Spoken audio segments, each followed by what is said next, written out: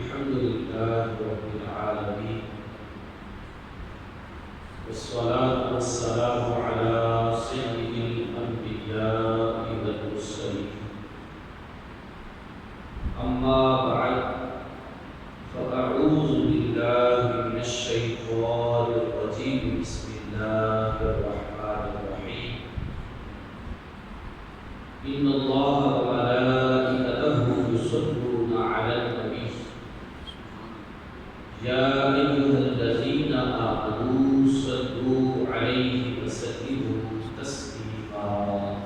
الصلاة والسلام عليك يا رسول الله وعلى آلك وأصحابك يا حبيب الله الصلاة والسلام عليك يا نبي الله وعلى آلك وأصحابك يا رحمة للعالمين معزز و محترم سامعین کرام، آج ماہ رمضان کی 24 تاریخ ہے۔ آج کی گفتگو میں ہمارا موضوع ہے 3 کاموں میں جلدی کرو۔ دراصل یہ موضوع ایک حدیث مبارکہ ہے جو کہ نبی کریم صلی اللہ علیہ وآلہ وسلم نے حضرت سیدنا علی المرتضیٰ رضی اللہ تعالی عنہ کو ارشاد فرمایا، علی 3 کاموں میں جلدی کرو۔ کون کون سے؟ نمبر 1، جب نماز کا وقت ہو جائے تو ادا کرنے میں جلدی۔ نمبر 2، جب میت ہو جائے تو اس کے جنازہ کو ادا کر کے دفن کرنے میں جلدی کرو۔ نمبر 3، جب بیٹی جوان ہو جائے اور کوئی اچھا مناسب رشتہ بھی آ جائے تو بیٹی کا نکاح کرنے میں جلدی کرو۔ بظاہر یہ اتنے ہی لفظوں کی حدیث مبارکہ ہے جو کہ ترمذی شریف میں بیان کی گئی ہے، لیکن جب ہم اس حدیث مبارکہ پر غور کرتے ہیں تو بہت سارے نکات ہمیں اس حدیث پاک سے سیکھنے کو ملتے ہیں۔ پہلی بات تو یہ ہے کہ جب نماز کا وقت ہو جائے تو ادا کرنے میں جلدی۔ اسی لیے نماز کے لیے جو جماعت ہے تو وہ تاخیر سے نہیں رکھی جاتی، لیٹ نہیں کی جاتی، ورنہ نماز کا ٹائم تو بعض اوقات 2-2 3-3 گھنٹے بھی ہوتا ہے اور عشاء کا ٹائم تو بڑا لمبا ہوتا ہے، لیکن ایسا نہیں کہ جماعت آدھی رات کو ہو۔ آذان کے 20 منٹ بعد جماعت ہوتی ہے، کیوں؟ تاکہ نماز جلدی ادا کر کے بندہ اپنے فرض سے سبکدوش ہو جائے۔ اور روزمرہ کی معمولات میں سے بھی یہ چیز ہے، ہم سب جانتے ہیں کہ انسانی طبیعت کے اندر نا تھوڑی سستی ہے۔ اگر تو ٹائم سے پڑھ لی فبہا، اور اگر ٹائم سے نماز ادا نہیں کی تو تھوڑے لوگ ایسے ہوتے ہیں جو پھر بھی ادا کر لیتے ہیں، ورنہ اکثر ایسے ہوتے ہیں کہ وہ سستی کی وجہ سے بعض اوقات نماز ہی چھوڑ دیتے۔ پہلی بات تو یہ ہے کہ جماعت کا چھوٹ جانا کیا کم ثواب، کیا وہ کم ہمارے لیے نقصان ہے؟ جی ہاں، کہ جماعت کے ساتھ نماز ادا کرنے میں 27 گنا ثواب ملتا ہے، 27 گنا۔ اور اگر اکیلا پڑھے گا تو 1 نماز کا ثواب۔ پھر جماعت کے ساتھ پڑھنے کی ایک فضیلت یہ بھی ہے کہ جب سورہ فاتحہ پڑھی جاتی ہے اور بندہ آمین کہتا ہے تو حدیث پاک میں فرمایا اس وقت فرشتے بھی آمین کہتے ہیں۔ جس کی آمین فرشتوں کی آمین کے ساتھ مل گئی، اس کی دنیا اور آخرت دونوں میں کامیابی ہو گئی۔ جماعت کا ایک فائدہ یہ بھی ہے کہ پتہ نہیں مجھ اکیلے کی قبول ہو یا نہ ہو، لیکن جب جماعت کے ساتھ پڑھوں گا تو جہاں پر اوروں کی قبول ہو جائے گی، انشاءاللہ ان کے صدقے میری بھی قبول ہو جائے گی۔ شروع میں صحابہ کرام علیہ رضوان کے دور میں بھی اور ان کے بعد تابعین تبع تابعین کے دور میں بھی نماز کی بڑی ہی فکر کی جاتی تھی، بڑی فکر کی جاتی تھی۔ جی ہاں، یہاں تک روایات ملتی ہیں کہ ایک شخص اگر لوہار کا کام کرتا اور وہ کسی چیز پر مارنے کے لیے ہتھوڑا اٹھاتا، ادھر سے آذان کی آواز آ جاتی، اللہ اکبر اللہ اکبر، تو وہ ہتھوڑا اس پر مارنا بھی تاخیر سمجھتا، یہ اٹھایا ہوا ہتھوڑا بھی یوں سائڈ پہ رکھ دیتا کہ اذان ہو گئی، بس کام ختم، اب چلو نماز کی تیاری کرو، نماز کے بعد آ کر دوبارہ کام کروں گا۔ اسی طرح بزرگوں نے یہ بھی لکھا کہ اگر کوئی شخص کپڑا سینے کا کام کرتا، سوچیے، اور اذان کی آواز آ جاتی، اس نے سوئی چمڑے کے اندر جو ہوئی ہے تو وہ دوسری طرف کھینچنا بھی تاخیر سمجھتا۔ ہم تو کئی سارے کام جب نپٹانا شروع کر دیتے ہیں نا، ابھی کر رہا ہوں، ابھی کر رہا ہوں، ابھی کر رہا ہوں، اور جب ہم کاروبار میں ہوتے ہیں تو پھر یہ بھی ہوتا ہے کیا یار ڈاک آ گیا، میں تو چلا سی نماز راستے پر ڈاک آ گیا، تو بھائی کہاں آتے رہیں گے، پورا دن آتے رہیں گے۔ آپ کی پابندی یہ ہونی چاہیے کہ جب آزان ہو جائے بس ختم، سارے کام ختم، کہ نماز سے بڑھ کر اہمیت والی کوئی بھی شے نہیں، سب سے پہلے نماز، باقی سارے کام بعد۔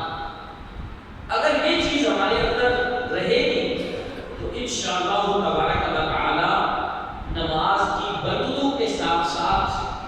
نماز کی پابندی بھی اللہ کے کرم سے نصیب رہے گی انشاءاللہ۔ جمعے کے لوگ اتنے پابند ہوتے تھے، میں نے یہ پڑھا تو حیران رہ گیا، جمعے کے اتنے پابند ہوتے تھے کہ جامعہ مسجد میں پہنچنے کے لیے جمعہ رات کو رات اپنے ہاتھ میں چراغ لے کر راتوں رات چلنا شروع کر دیا، اور جامعہ مسجد میں جا کر نماز فجر ادا کرتے، اور فجر سے لے کر جمعے تک مسجد میں ہی بیٹھے ذکر اذکار کرتے رہتے کہ کہیں ایسا نہ ہو کہ مجھے جگہ ہی نہ ملے، میں لیٹا ہوں تو مجھے جگہ ہی نہ ملے۔ اور ایک ہم ہیں کہ جمعے والے دن بھی ہمیں فرصت نہیں ہے۔ قرآن کریم میں بھی نماز جمعہ کی اتنی تاکید کی گئی، فرمایا کہ جب اللہ کے ذکر کے لیے بلایا جائے تو کام کاج چھوڑ دو، فَاسْعَوْا إِلَىٰ ذِكْرِ اللَّهِ وَذَرُوا الْبَيْعَ، اللہ کے ذکر کے لیے دوڑ پڑو، دوڑنے کو دوڑ پڑو، اور خرید و فروخت تجارت چھوڑ۔ اللہ کا حکم آ گیا، اب بس صرف نماز۔ تو نبی پاک علیہ الصلوۃ والسلام کا یہ فرمان ہمیں نماز کی پابندی کے متعلق ارشاد فرماتا ہے۔ پھر آقا صلی اللہ علیہ وسلم نے جو خطبہ الوداع عطا فرمایا، خطبہ حجۃ الوداع، اس خطبے میں بھی حضور علیہ السلام کے الفاظ یہ ہیں، لوگوں میں تمہیں دو چیزوں کی وصیت کرتا ہوں، نمبر ایک نماز، اور نمبر دو تمہارے غلام اور باندیاں، کہ ان کے بارے میں اللہ سے ڈرتے رہنا،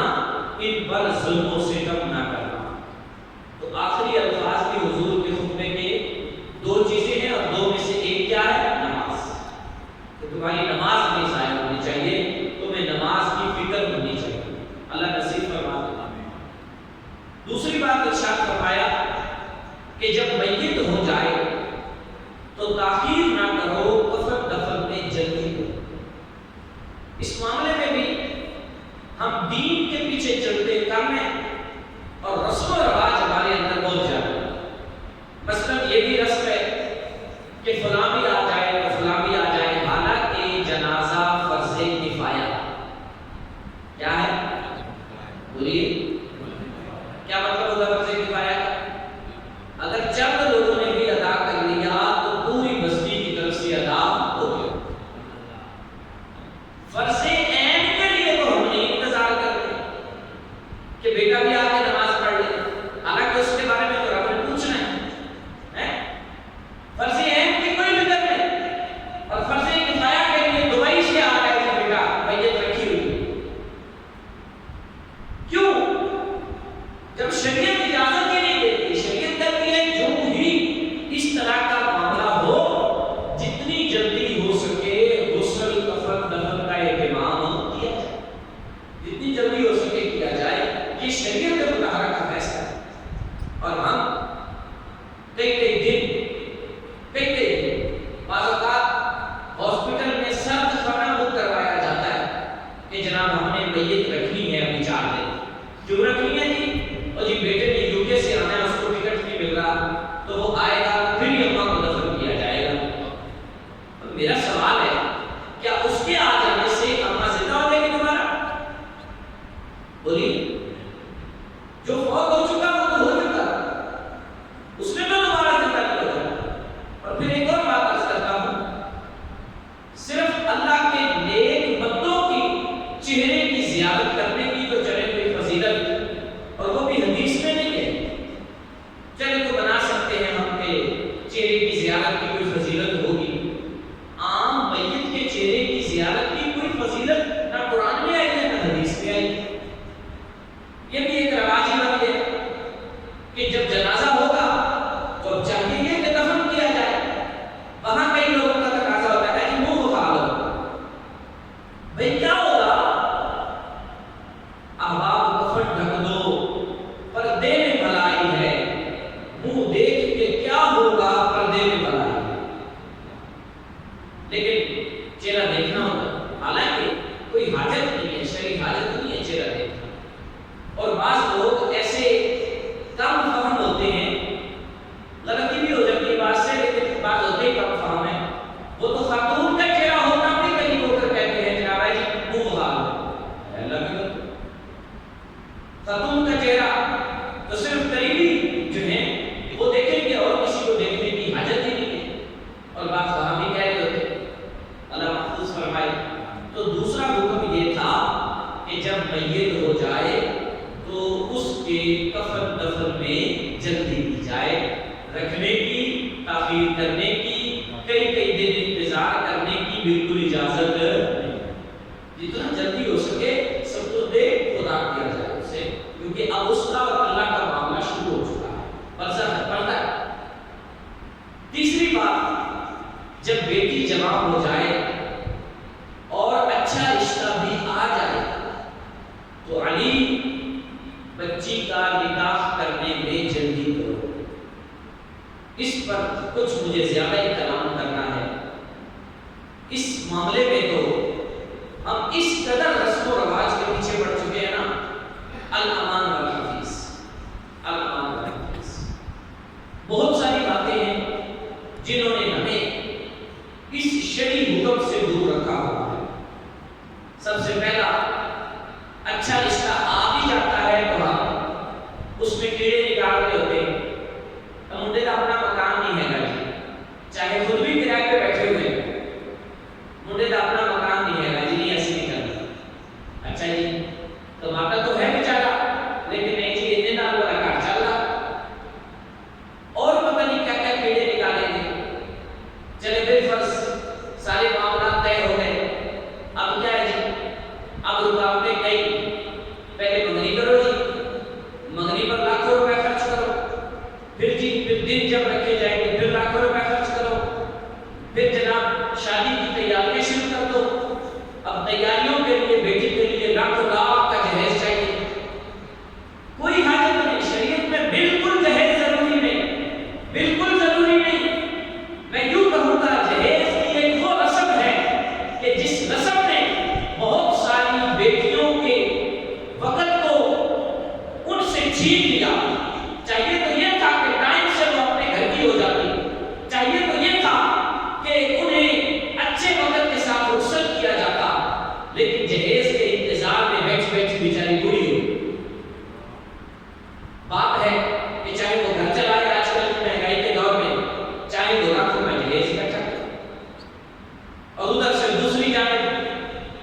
اتنے بےحش ہو گئے ہم کہ معاذ اللہ لڑکے والوں کی طرف سے جہیز کی ڈیمانڈیں آنی شروع ہو، اتنے بےحش ہو گئے۔ بعض اوقات اپنے گھر والوں کا بھی کنٹرول نہیں ہوتا، بیٹے کا رشتہ دیکھنے کے لیے جانا ہے، اپنی ہی بیوی کہاں فرمائشیں کر رہی ہوتی ہے، ایسے تو موٹر سائیکل بھی رہنا، ایسے کار بھی رہنی، ایسے فلاں بھی رہنا، یہ فرمائشیں ہو رہی ہوتی۔ شریف مسئلہ سنیں، اگر ڈیمانڈ کر کے جہیز لیا تو یہ رشوت ہے، ڈیمانڈ کر کے جہیز لیا تو یہ رشوت ہے، اور رسول اللہ فرماتے ہیں الراشی والمرتشی کلاہما فی النار، رشوت دینے والا رشوت لینے والا دونوں جہنم میں۔ برکت کدھر سے آئے گی اس رشتے، کہاں سے آئے گی؟ افسوس رسم و رواج نے ہمیں کہیں کا نہیں چھوڑا۔ ہونا تو یہ چاہیے کہ جب بچی جوان ہو جائے اور اچھا رشتہ آ جائے تو بہت جلد بچی کو رخصت کرنا چاہیے اور بالکل رسم و رواج کے پیچھے نہیں پڑنا چاہیے۔ لیکن اس رسم و رواج کے اندر کچھ اور باتیں بھی ہیں، ہمارے اپنی خواہشات بھی کچھ ہوتی ہیں کہ جناب بچی اب اتنی تعلیم حاصل کر لے، اتنی حاصل کر لے، ٹھیک ہے بھائی تعلیم حاصل کرنا اچھی بات ہے، لیکن عمومی طور پر ہمارے ہاں یہی رواج ہے کہ بچیوں نے امور خانہ داری ہی سنبھالنا ہوتا ہے، جاب کرنے والی تھوڑی ہوتی ہے، اکثر میں کیا کرنا ہوتا ہے، گھر سنبھالنا ہوتا ہے۔ تو جب بچی کو اتنی تعلیم ہو گئی کہ اب وہ کچھ لکھ پڑھ بھی سکتی ہے، دین کے متعلق بھی کچھ جانتی ہے اور امور خانہ داری سنبھال سکتی ہے، تو اس کی تعلیم کے لیے اتنا زیادہ کچھ پڑھانے کی حاجت کافی ہے اتنا۔ اب اس کا اچھا رشتہ ڈھونڈیے، جب مل جائے تو اچھے انداز سے بچی کو رخصت کر دیجیے۔ ایک حدیث پاک سنیے گا، نبی رحمت صلی اللہ علیہ وآلہ وسلم نے ارشاد فرمایا، اللہ جس کو اولاد عطا فرمائے اس کے لیے ضروری ہے کہ وہ اپنی اولاد کا اچھا نام رکھے، ان کی اچھی تربیت اور پرورش کرے، ان کی ضروریات کا خیال رکھے، اور جب وہ بچے بالغ ہو جائیں تو اچھے سے ان کا نکاح کر دے۔ فرمایا جب بچہ بالغ ہو گیا اور نکاح کرنے میں والدین نے دیر کی، اب اگر بچے یا بچی سے کوئی گناہ سرزد ہو گیا تو یہ نہ سمجھے والدین کہ ہم چھوٹ جائیں گے، اس گناہ کا وبال والدین پر بھی ہوگا، والدین پر بھی ہوگا۔ معذرت سے میں یہ جملے کہنا تو نہیں چاہتا، لیکن فی زمانہ حال ایسا ہی ہے، نکاح مہنگا ہو گیا، برائی سستی ہو۔ جی نکاح میں یہ سمجھے گا لڑکے کا کرنا ہے تو بھی جناب پہلے لاکھ روپے کمائی کی، حالانکہ حدیث پاک میں یہ ہے تم نکاح کرو اللہ تعالیٰ تمہیں فراخ دستی عطا فرمائے۔ حدیث میں یہ ہے نکاح پہلے کرو، رب مال و دولت عطا فرما دے، خود سے ہی دے دے گا رب، کہ جب دوسرا گھر کا فرد آتا ہے تو وہ اپنے حصے کا لے گا، اللہ دے دے گا، کنفرم بات ہے۔ لیکن ہم الٹی چال چلتے ہیں، ہم کہتے ہیں پہلے مال پھر نکاح کریں گے، اور اس چکر میں آ کر نوجوانوں کی زندگیاں برباد ہو رہی ہیں آج کل کے دور میں۔ معذرت کے ساتھ نیٹ کا دور ہے، برائی بہت سستی ہو چکی ہے، اور اس برائی کی وجہ سے نوجوانوں کی زندگیاں برباد ہو تباہ ہو۔ خدا را میری آپ سے گزارش ہے کہ جس کے ساتھ یہ معاملہ ہے کہ بچے جوان ہیں تو رسم و رواج میں نہ پڑے، رسم و رواج میں ختم کریں، اور جتنی جلدی ہو سکے بچوں کے نکاح کریں۔ خود میرے آقا صلی اللہ علیہ وسلم کی سیرت کیا بتاتی ہے؟ چند دن قبل ہم نے 3 رمضان کو سنا تھا، اگر یاد ہے تو سیدہ خاتون جنت رضی اللہ تعالی عنہا کا نکاح تقریباً 15 سال کی عمر میں حضور نے فرما دیا۔ کتنے سال کی عمر؟ 15 سال۔